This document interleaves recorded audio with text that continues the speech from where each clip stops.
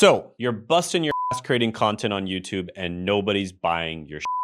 Or maybe they are buying, just not enough to hit that 100K per month that you've been dreaming about. Maybe it's because your content sucks. Just kidding. That's not possible. There's obviously something wrong with those viewers. Your content is clearly the best information that's ever existed on planet Earth. But here's what's really happening. Most YouTube advice is complete garbage. It might get views and subscribers if you're lucky, but when you check your bank account, crickets. Chances are it's not even going to get views and subscribers. But if it does, you're not going to be making money. But I'm a busy person. I already run a business. I've tried courses before and, they haven't worked for me. I hear you. And that's exactly the problem that we're going to be solving today. In this video, I'm not going to bore you with endless tactics and complicated strategies. I'm going to show you the destination, how to actually make 100K per month with your YouTube channel. Because I built a channel with over 1 million subscribers where I make multiple 6 figures a month every single month. Last month alone, I made $73,000 just from AdSense alone, and I make 5 times more from other sources. And I didn't get here by following the crowd, right? I didn't get here by taking all of the typical YouTube advice that you hear. So I'm not just pushing theory here. Unlike those gurus that are selling the picks and the shovels when they never actually mine gold themselves, you know what I'm talking about, the YouTube channels that teach people how to do YouTube, but they've never actually made a YouTube channel outside of teaching other people how to do YouTube, or the coaches that are coaching coaches how to coach coaches to coach coaches that are coaching coaches. No, none of that. I'm actually doing this shit and making money from it. So if you appreciate me dropping this knowledge on you, dropping this game on you, go ahead and gently tap that like button and let's jump into it right now. All right, so this is gonna be a 5-step system, and step 1 is supply and demand must be in your favor. If supply and demand is not in your favor, it's kind of like going against gravity, right? You might be able to beat gravity for a split second. Some people can jump, 10 inches. Some people can jump like 40 or 50 inches if you're in the NBA. But eventually you're gonna come down, right? If gravity is against you, you're screwed. So you want to talk about ideas where there's a massive amount of demand and not a lot of supply. You want supply and demand to be in your favor. This is the first and foremost thing that's the most important thing when it comes to building your personal brand. And the biggest mistake I see people making, they try to copy these big YouTubers, right? These big YouTubers, they're making videos, getting millions of views. And there's obviously a lot of demand, but guess what? There's also a lot of supply. That's why the big YouTubers are making videos on it, right? And when they do make videos, a lot of other big YouTubers copy them, and then it's just completely saturated, right? So yes, there is a lot of demand. That's why they're making videos on it, but there's also a lot of supply, right? And that's a problem because you're competing against the big dogs. You're competing against the megalodons, the dinosaurs of the world, right? The freaking T-Rexes of the world. That's Mr. Beast. He's a freaking T-Rex, right? You starting off as a tiny little, rat or something at the very beginning of your journey, you're not going to be able to beat a T-Rex, okay? Because that's basically what you are when you first start out. When you're a tiny channel, you're just like a tiny little mammal that's like hiding in the ground. And T-Rex is like stomping around. And if you're going to go try to compete against T-Rex, you're going to get absolutely crushed, okay? And no, you don't need to be a f***ing economist to figure this out, right? It's pretty obvious. The best way to find this sweet spot is literally to just look for small channels that are getting videos that are popping off. And then you want to make similar videos to the ones that popped off from these small channels, especially if the small channel's content is shit, okay? And that's like the cheat code here, okay?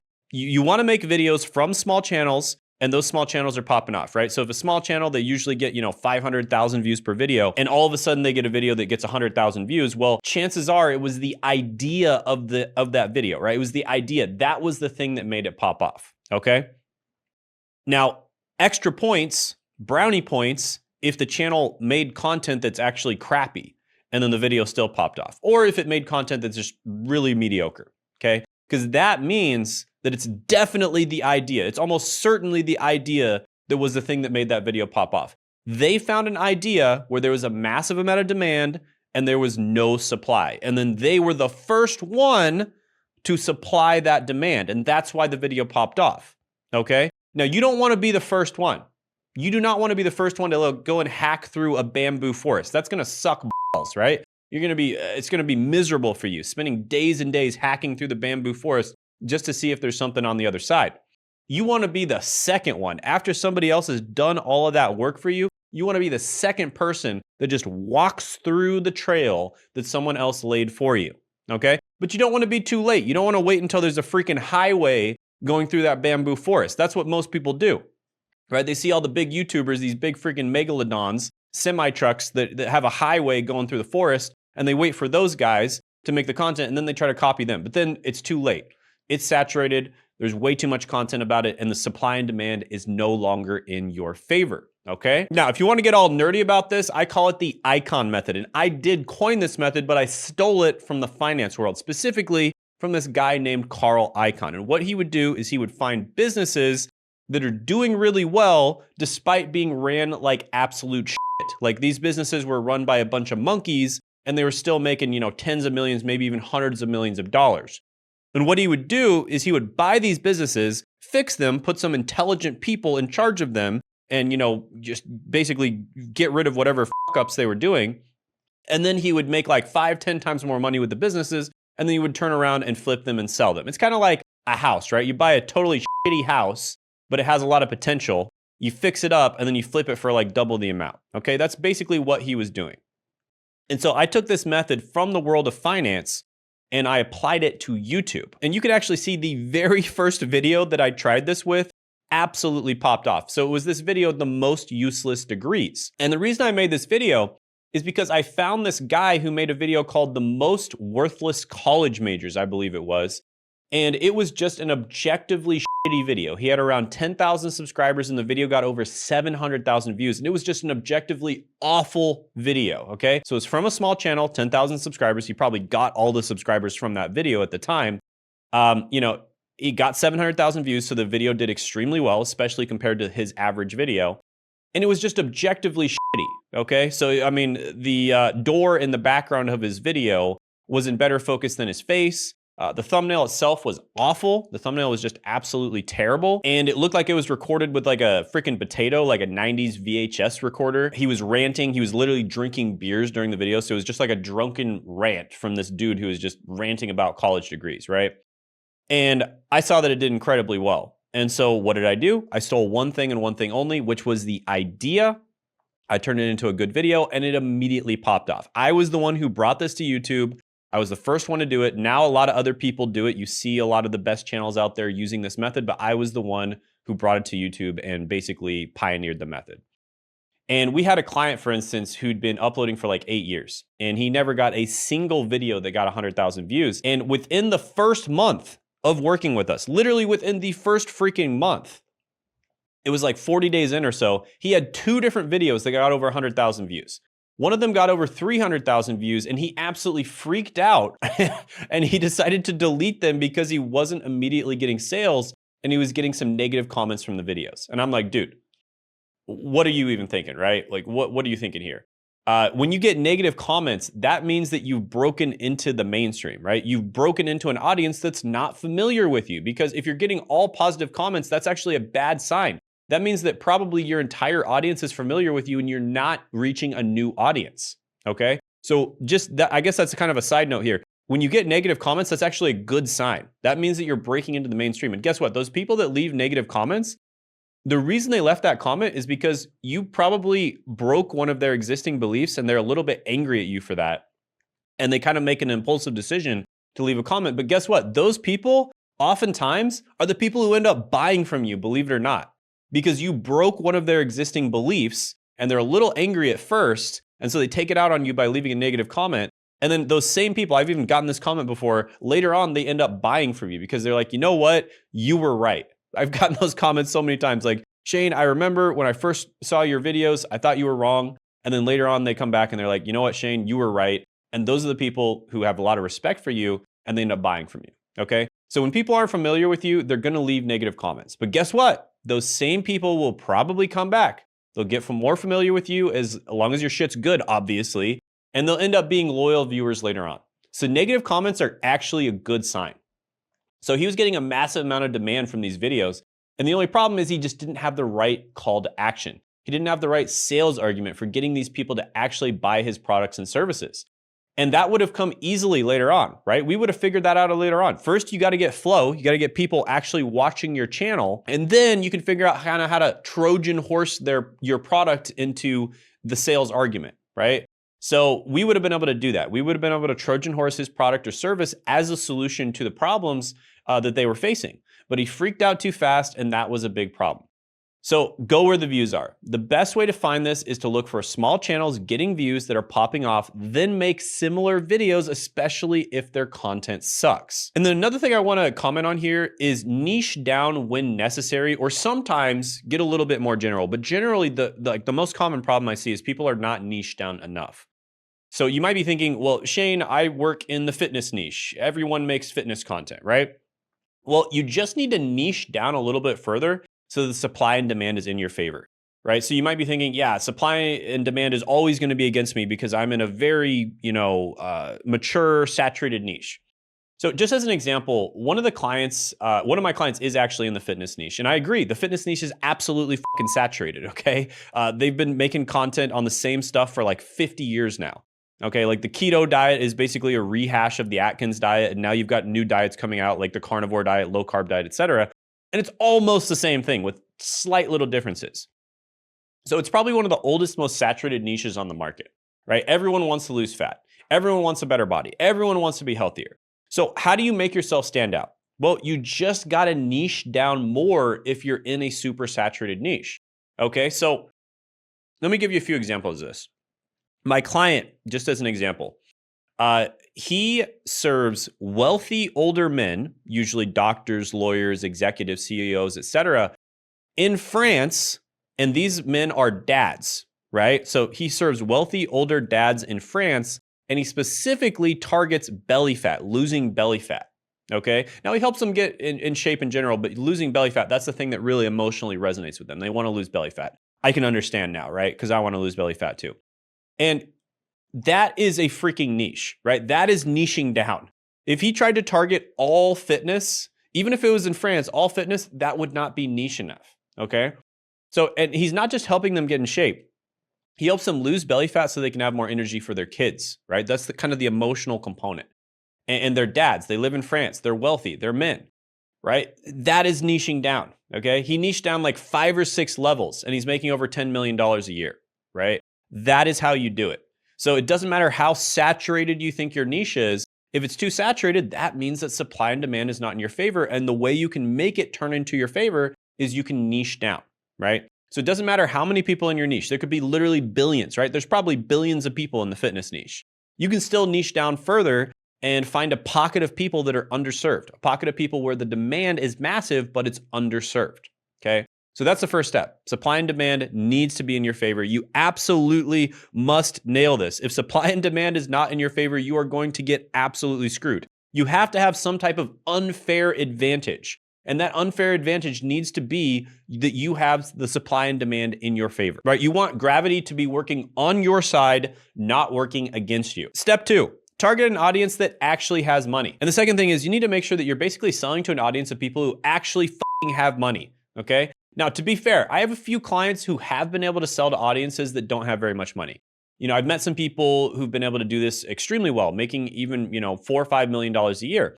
But you have to have a massive amount of views to make this work, okay? Just as an example, I met this girl at a business conference. She's really cool, English with Lucy, and she was making like $400,000 a month.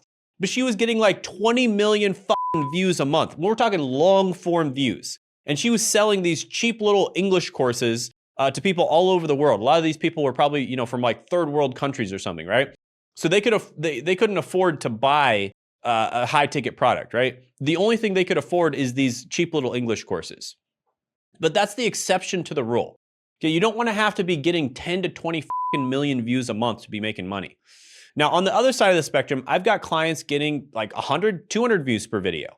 Only a few thousand views per month. He serves an audience where I bet the average income is probably like $2 million, maybe even $5 million a year. Okay, he basically places people in tech companies, right? So he places a very specific position. I don't want to give that away because, with my clients, for instance, they don't exactly want people to start coming into their niche, right? So a lot of these clients don't give me testimonials just because of the fact that they don't want any competition. So I'm not going to tell you what this guy does, but basically he places a very specific position in SaaS companies that is a position that is absolutely crucial to these SaaS companies succeeding. Like it can mean the difference between the SaaS company living or dying or growing or staying stagnant, right? So it's a very, very important position. Each time he places this position, he makes like $50,000, okay? And he's only getting 100 to 200 views per video. But guess what? Just about every single person viewing his videos are the right people, right? So they're all like CEOs or CMOs of a freaking tech startup. So this is a vital position. And when he places this, it makes a massive difference in their business. And every time he places somebody, he gets paid a ton of money. And that's how he's able to make $2 million last year, even though he only gets about 100, 200 views per video, right? So that's the other side of the spectrum. And you need to make sure you're selling to people who actually have money, who can actually afford what you're offering, because his videos are dead simple. They're Loom videos. They are super basic. Whereas English with Lucy, she is a phenomenal YouTuber, right? And she's really good looking, and she, has been doing this for years, and she has amazing production quality. Like, right? She's got a lot of things going for her. Okay, so chances are you're not going to be able to get 10 to 20 million views a month, right? So what do you think is easier? Getting 100 to 200 views per video, maybe a few thousand views per month, or getting 10 to 20 million views a month and then selling low ticket courses, right? Which one do you think is easier?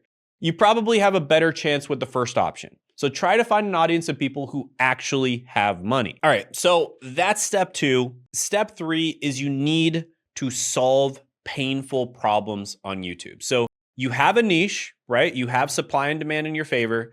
You have a niche of people who actually have money, and you're probably selling them a high ticket product. Now you need to make sure that you're solving problems, right? You need to solve not just any problem, painful problems. So obviously, whatever you're selling, your agency, your course, your coaching program, your service, needs to solve the problem better, faster, and more effectively, right? So you're solving the problem on YouTube. You're helping them with their problems on YouTube. But whatever you're offering, your agency, your course, your recruiting agency, whatever the hell, it needs to solve the problem better, faster, and more effectively. Just as an example, with the recruiting agency offer that I just talked about, he helps people recruit the position themselves. But isn't it a lot easier if you just pay somebody who's a professional at this and has a massive network of people that are good at that specific position, and you just pay them money and they do it for you and they do it really quick? Yeah, of course. That's nice. So first, you need to solve their painful problems right on YouTube for free, but then you offer a solution that solves that problem better, faster, and more, okay? So whenever you solve somebody's problem, whenever you're able to help them out with something, you basically just created emotional real estate inside of their brains, okay? That is real estate that will stay inside of their brains for like decades, okay? Because there's this saying, I think it's Maya Angelou that had this saying. She was the original person who came up with this saying, but she said that people will forget what you said to them, they'll forget what you did to them, but they will never forget how you made them feel. And the way that you make people feel a certain way is by solving their problems, alleviating their pain.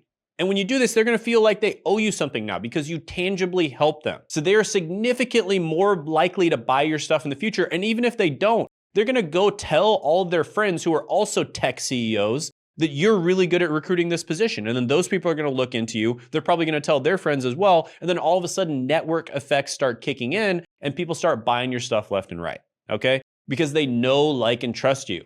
They're gonna consume your content and they're gonna buy your shit in the future. And the crazy thing is, like, sometimes they'll buy into it just to say thank you, right? They won't even consume it. I've had clients before that have watched my content on YouTube and they've like watched live streams and stuff, and they've actually gotten success with it just with the content on YouTube alone. And they'll buy my stuff and they ask me like a few questions over a 6-month period, and that's it. They pay me like $12,000. They ask me like 10 questions and they're happy with the service, right? Why? Because I provided so much value upfront to them before they ever bought from me. So make sure you're solving painful problems that they have. This is what you want to be thinking about. How can I help these people? What problems are they having that I can help them solve? Then make content that addresses those issues. So that's number 3. Step 4 is monetization methods. So number 4, we're going to talk about monetization methods because you got to put a CTA in your video, right? If you're making great content, you got the right people watching your content, you're solving painful problems for them, and these are people that actually have money, but you don't actually do a call to action in your video, you will literally make 1/5 the amount of sales that you should be making. You absolutely need to put calls to action, and notice I put multiple, right? That's not call to action, but calls to action in your videos. You gotta tell them to buy your stuff every single video, every single time. And in fact, a lot of the time you wanna do it multiple times per video. So for instance, a lot of the times towards the beginning of my videos, I'll have some type of freebie, some type of lead magnet And this is a valuable lead magnet, not some kind of piece of shit, right? So for instance, I have a lead magnet on the different monetization methods that you can use, which I'll put down in the description and the pinned comment below. And this is a super powerful piece of content that can help people right off the bat figure out what are the best monetization methods for them. So definitely click down below and check that out. See what I did there? So it's something that actually solves their problems. And usually it's something that they can't access on YouTube. So maybe it's a template, automation, or some type of step-by-step guide, like an SOP, for instance, that they can give to their team, okay? Not something that they can easily access on YouTube, because that's just gonna annoy the shit out of them if you put video on another platform that you could have just put on YouTube, right? So that's the first thing. You wanna have lead magnets to get people on your email list. Get them off of YouTube. And usually it's a good idea to do that towards the beginning of the video or maybe the middle. And you can even say something like, hey, you can follow along with this in the video or something like that. And then make a lead magnet that actually enhances the topic of the video. Then towards the end of the video, you almost always want to do a call to action to directly work with you, to book a call or to buy your stuff. So I will be doing that towards the end of the video. I'll be talking about how I have a coaching program where I've helped 8 people get to 8 figures a year and over 20 people get to 7 figures a year on YouTube with their personal brand. And you can book a call down in the description and the pinned comment below. So I'll be doing that towards the end of the video. I just did it here just to demonstrate. But hey, if you want to book a call, go ahead and do it. Now, what should you sell? Well, there's a ton of different things that you could sell, but there are a few that are significantly better than others. And by the way, this is from me working with hundreds of different people, me trying out so many different things. The best thing you can sell by far is a high ticket product or service. Why? Because you're selling to people who actually have money and you're solving very painful problems for them. And this is what almost all of my most successful clients do. The types of people that you're selling to are people that actually don't care all that much about money. They got plenty of money, right? What they actually care about is time and convenience. And if you can save them time or you can make their life more convenient, they will exchange their mountain of money or a little piece of their mountain of money in order to accomplish those things. So this is, like I said, what almost all my successful clients do. There are a few exceptions. I have a few clients that primarily sell low ticket or medium ticket, but for the most part, they're selling high ticket. And I also have a few clients that sell, mid ticket, like 1,000, 2,000, but generally speaking, they're selling high ticket, right? This is what absolutely crushes. 80% at least of the very successful clients I have are selling high ticket. Now, of course, there are exceptions. If you're selling like a software, if you're selling a SaaS, obviously that's gonna be lower ticket. If you're selling a group product where people pay monthly, that would be the exception to the rule. But again, most people are finding success with high ticket. And a lot of the time, those other things like a group product, for instance, it's great. It's low ticket, it's MRR, but then you can actually just upsell people to high ticket. Even with the SaaS, a lot of times there's high ticket upsells that you can give to businesses, for instance, that use it, right? So a lot of SaaSes, for instance, like Zoom, the base plan is quite low, it's quite cheap. But then if you're a business, if you're an enterprise, they have another plan that's thousands and thousands of dollars a month. So what do? They have a sales team that upsells businesses to the enterprise plan. So even in the case of massive companies like Zoom, they're selling high ticket, okay? So the only thing that sucks about this is you usually have to get people on a sales call. Now there are some other methods. You can, close them over DMs, you can get them on a webinar, but generally speaking, you've got to get them on a sales call. That's the tried and true method. And guess what? When you get people from YouTube onto a sales call, they're almost like a cashier. Your sales team turns into a bunch of cashiers. It's easy to sell. You just got to talk to them, answer a few objections. Bada bing, bada bang. They're ready to buy, okay? Because when you get people from YouTube, they're just ready to go already, right? They already understand like your entire philosophy because through your YouTube videos, you've already educated them. You've already indoctrinated them with your philosophy, your propaganda, right? So that's the only thing that sucks about selling high ticket. You got to take sales calls yourself, or you have to have your team take the sales calls for you. But literally everything else is better. Everything else is so much better. Just as an example, I've promoted multiple different types of products on single channels before. Sometimes it was my own channel. And the EPC, or the earnings per click for lower or medium ticket products, usually ranges from like $1 to $3 max, right? Sometimes once in a while, you'll have one that's a little higher than that. With high ticket products, I rarely see it below $30 earnings per click. Very, very rarely do I see below $30. So a lot of the time it's performing 10, sometimes even 30 times better than a lower medium ticket product per click, okay? So high ticket products are number one. Number two, in my opinion, is affiliate marketing, because you're probably gonna be recommending certain products or services anyway, so you might as well get paid to do it. So if you're telling people to go use go high level, right? Well, guess what? There are people making $1 million a year with the Go High Level affiliate program. So you might as well have an affiliate link for that in the description because you're going to be telling people to use it anyways. So you might as well get paid and make a couple extra $1,000 or maybe even a couple extra $100,000 a month in the cases of those people that are making $1 million. So that's another great thing about YouTube. You can diversify your income streams. You're not just relying on high ticket program, right? Because people's buying behavior might change. The economy might go down. Maybe they stop buying high ticket, but guess what? They're still probably gonna buy lower ticket products like affiliate products that you recommend, software, etc. So those are the two that I primarily recommend. Absolutely love those two. There's also advanced strategies like selling low ticket courses or low ticket memberships and then upselling people to high ticket. That's working really well right now. You know, I have a friend who owns a sales agency and he tells me that just about all of his clients are doing this. He basically forced them to do it because they have someone buy low ticket, they get all their information and they immediately have a team of SDRs or, you know, appointment setters, whatever you want to call them, that outbound dial those people that bought low ticket, okay?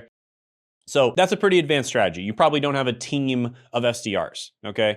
But with that being said, it is a very advanced strategy and it works really well at certain levels. But keep in mind, the main product is still high ticket. The low ticket is literally just to get them in the ecosystem, give them a really good product, and then upsell them to the high ticket. That's the whole strategy behind low ticket. It's not the primary way that they're making money. And then of course you got the SaaS companies out there, but you have to be a freaking genius to do that, okay? That's not gonna be good for like 99.9% of people out there. That's insanely difficult, so I don't even recommend that to most people. Then step 5, mass market versus staying niche. This is where you make a decision, okay? You make a decision about whether you are going to go mass market, make content that appeals to a broad audience, or you're going to stay niche. So let me talk about the pros and cons of each of these. And honestly, there's a lot of pros and cons of each. And, you know, depending on the person, you can make a very good argument for both of them. But all people start off niche. Okay, I want to emphasize that. No matter what, you look at anybody out there, whether it's like the biggest YouTubers or YouTubers that are medium. Alex Hormozi, for instance, when he first started uploading to YouTube, he was just talking about marketing and sales for gyms. Okay, so he started off niche. And the way you want to do this is if you are going to go mass market, you become the king of a puddle, then you become the king of a pond, then you become the king of a lake, and then a river, and then a sea, and then the ocean, okay? And then all the oceans, right? You become a freaking megalodon. And that's exactly what Alex Hormozi has done. He started off super niche, and then he expanded out, and he's making super mass market content now, okay? So you can almost think of a niche kind of like a pixel. All right, it's like a website pixel. The more people you send to that pixel, let's say if you're running ads, the more accurate the ads are gonna be at targeting the right people to your landing page. That's how a pixel works. And it's kind of the same thing on YouTube. The more people you get to your channel that are the right people by making very niche content, the more accurate the pixel is gonna be. And almost all of the massive mass market channels out there started off niche, right? Alex Hormozi is an example. Another example would be Ali Abdaal, right? When he first started, he was just talking about, you know, how to get into British medical schools, I think, and then he expanded from there. But you need to start off niche.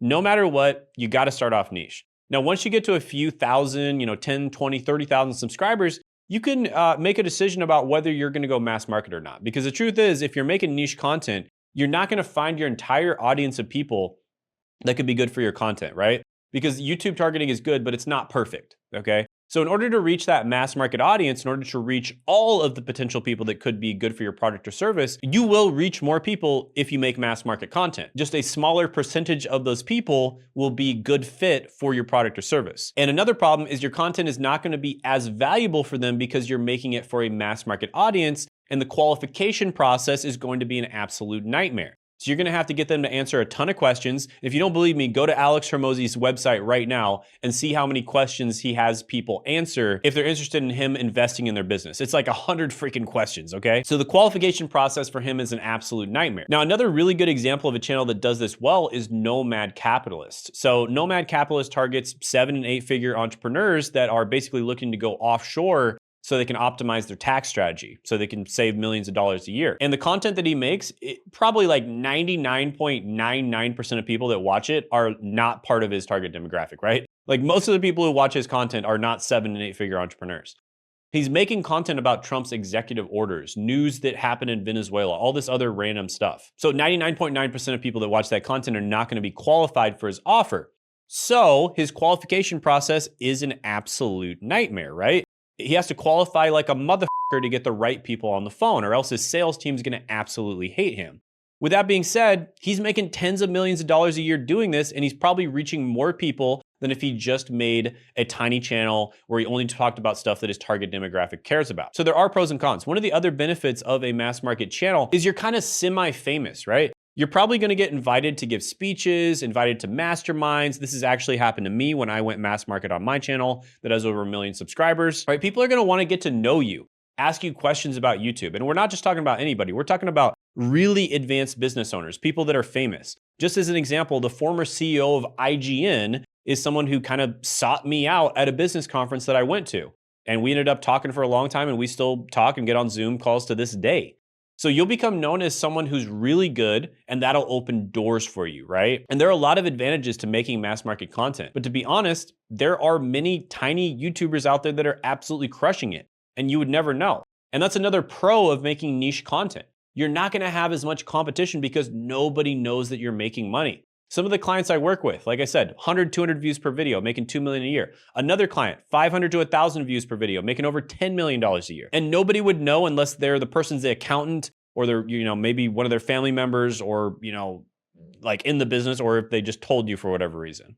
And that's nice because everybody knows these big YouTubers are making money. Everyone's copying them. They got a target on their back, right? And their content's getting copied. Their style's getting copied. And that means that their niche is gonna get saturated a lot faster. And there's gonna be way more competition. So you're gonna have to make better content. You're gonna have to probably hire a team to make your content, edit your videos way better, write your scripts, do research, etc. Whereas if you're making niche content, you can throw up some freaking Loom video, and as long as the actual information inside of it is good and it's relevant and it solves problems for the right people, painful problems for people who actually have money, you're good to go, right? You're gonna be making sales left and right. So there are pros and cons, and you can make that decision down the line. But without a doubt, you need to start off with niche content. You want to attract that initial group of people to your channel before you start expanding. So be the king of a puddle before you try to be the king of an ocean. So that's the real way of making a personal brand. And if you follow these guidelines and consistently upload content, you cannot not be successful. You literally just can't fail, right? Because gravity is on your side. Supply and demand is on your side. So this is what you need to do. Follow these guidelines to a T and you will succeed. And of course, I recommend with a personal brand that you start off on YouTube. YouTube is the best platform by a mile. It's probably better than all of the other platforms combined.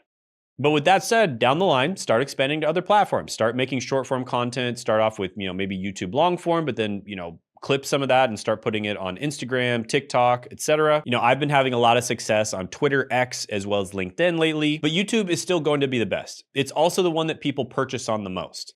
And it's kind of similar to blogs, right? People purchase a lot from blogs because they're search engines, and YouTube is half search engine, half social media platform. So it has the upside of being a search engine, AKA people have search intent when they go on YouTube. They're actively searching for solutions to their problems, but it's also got the upside of being a social media platform. So they can actually recommend those people that are searching for problems to your content if they think that your content solves those problems. So you really get the best of both worlds. And a lot of people that watch your content are gonna have search intent, which means they're in market to buy stuff. So follow this framework and your personal brand won't just get views, it'll actually make you money, right? 100K a month is just the beginning. Now, I know what you're thinking, but I don't have time to create content on YouTube. My business already takes all my energy. I've tried YouTube before and it didn't work for me. Look, even if you have zero time, we can figure out how to make 100K per month YouTube personal brand work for you. My team and I have helped hundreds of business owners implement this exact system. This is literally what we do. We get people to 7 figures and beyond on YouTube. So book a free demo call with me or my team by clicking the link in the description in the pinned comment below. And we'll break down exactly how this can work for you and your specific business. Now, if you want to see a real case study of someone that we did this with, check out my video, how Sean scaled from 30K a month to 500K a month by clicking right here.